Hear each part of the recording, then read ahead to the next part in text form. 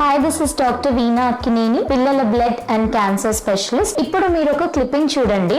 మీ బాబుకి లుకేమియా అంటే blood cancer.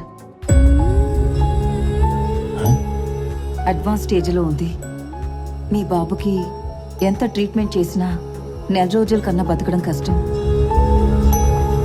So మన దగ్గర ఇలాగే చాలా మందికి పెద్ద అపోహ ఉంది. ఏంటి అంటే పిల్లల్లో వచ్చే క్యాన్సర్స్ అసలు నయం అవ్వదు, ఇంకా కంప్లీట్ గా ట్రీట్మెంటే ఉండదు అనుకుంటారు. బట్ అది నిజం కాదు.